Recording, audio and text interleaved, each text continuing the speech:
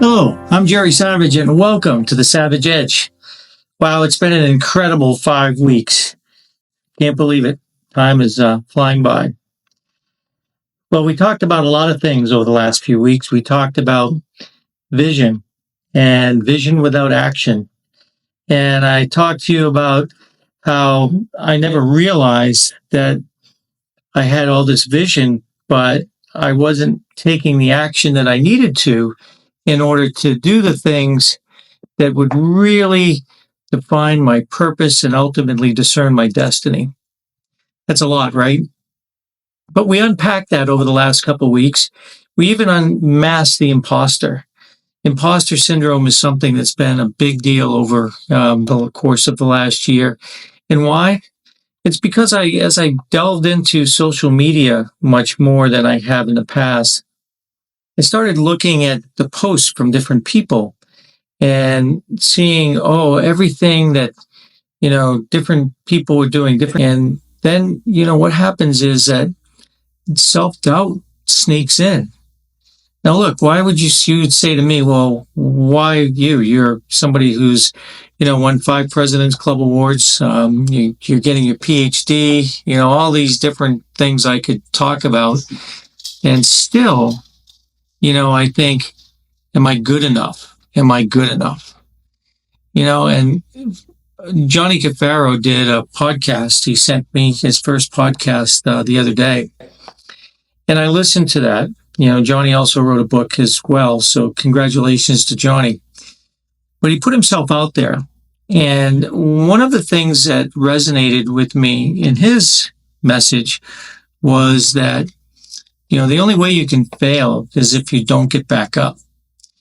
But the other way you can fail is if you never get started. And if you get buried in all of the crap, all of the stuff that's around you that everybody else is doing, and you begin to doubt yourself, you'll never take the action. So that comes right back to, for me, vision without action. And when you get clarity, then you have to take action, and you have to put those other things aside. You got to put, what somebody might be thinking about you aside. You might, you have to put aside anything in your mind that, I'm not good enough and it's got to be perfect. Most people procrastinate forever because they want to be perfect. Well, here's a cliffhanger for you. You're never going to be perfect. I'm not going to be perfect. You're not going to be perfect. No one's ever going to be perfect. But we all strive for perfection, and that's what makes us better. And, I think that's what Johnny was saying. He went through a lot of really tough times in his life, but he picked himself up. And I think everyone can resonate with that. I talked about years ago when I was at Paris Island and wanted to quit. And one of my drill instructors, Staff Sergeant Hodges, said, Savage, pick up your pack. You're not quitting. And I never quit. And I haven't quit since then. Now, have I fallen? Yeah, I've fallen big time. Have I made bad decisions? Absolutely. I've lost some jobs, right?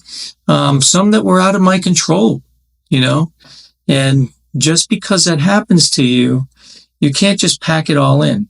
If you do, you'll never discern the destiny that's in front of you, or, the potential for the destiny that's in front of you, the things that you were really put here to do. God put us all here for a reason.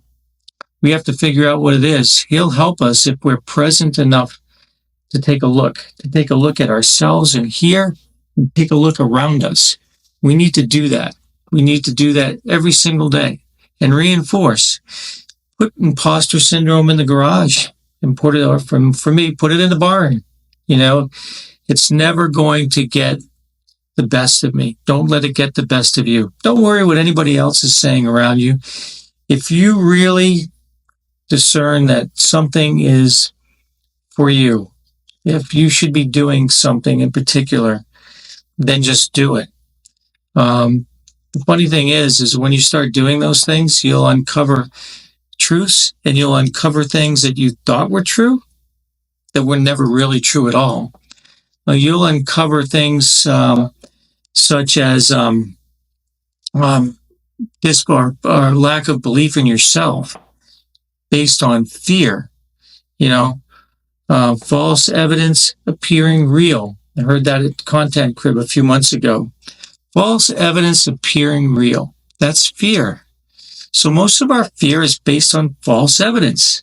You know, it's funny when I work with horses, and horses are so intuitive and they can pick up things a long ways away that we can't even hear. And their ears will go up and they'll point their ears in that direction. And, you know, they'll spook at something because of that. Now, it's fight or flight with them. And with them, that's how they survived for years. But at the same time, you know, as humans, we have the ability to reason.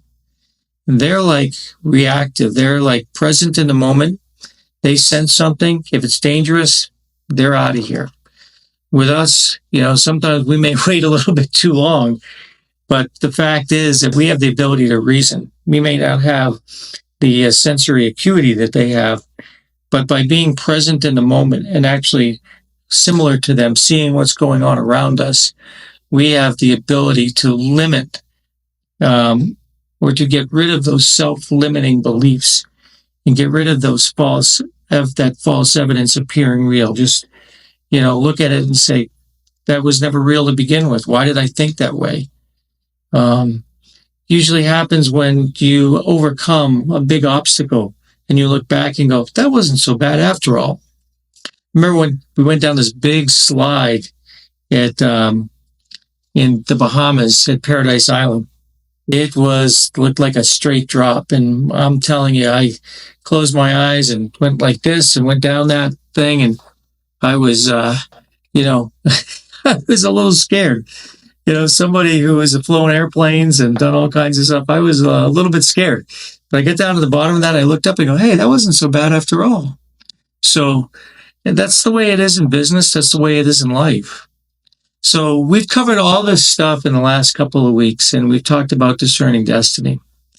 Now, for all you salespeople out there, I'm not going to leave you hanging, because the next several weeks, we're going to talk about the things that are crucial to growing your business. Whether you're a leader in sales, whether you're a new salesperson aspiring to hit your numbers, whether you're someone who's been in the business a while and just wants to get better, we're going to talk about a few things. First thing we're going to talk about is building relationships. And after that, we're going to talk about the sales process and how that works, because, and I reluctantly call it a sales process. It's anything with a beginning to an end generally has a process, right? But if we do sales right, it doesn't even have an ending. It doesn't. Think about that for a second. Because when you build a relationship, you're really not closing anything. And I had to think through this a lot. I mean, years ago when I first got out of the Marine Corps and sold cars, how many deals did you close today? Oh, I closed that customer. I closed that customer. It's kind of cold, isn't it? It's like you're victorious over your customer. I closed that customer. Ron Willingham in Integrity Selling said it best. He said, sales is something you do for and with someone, not to someone. I've always taken that to heart. So therefore, I don't think sales is closing anything. I think sales is opening the door to new and lasting relationships. And within those relationships, you've earned business and you maintain business based on those relationships. So join me, won't you, when we get into episode 6 of The Savage Edge. Until then, I'm Gerry Savage.